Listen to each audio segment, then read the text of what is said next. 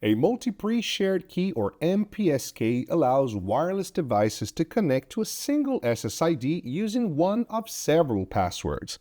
The wireless device becomes then a member of the VLAN associated with that password. To configure an MPSK for an SSID, log into the Insight Cloud portal.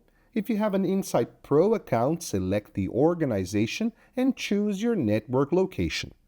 Click on the menu Wireless, Settings, Advanced, and Multi-PSK Settings. Click the plus symbol to add a new pre-shared key. Select a VLAN in the Select VLAN menu and enter a password in the password field.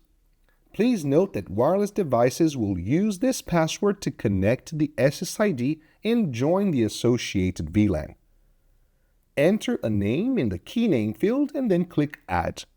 Click Wi-Fi and captive port in the left side menu and double-click an SSID and enable the multi-pre-shared key slider. The Select Multi-Pre-Shared Key menu will then display.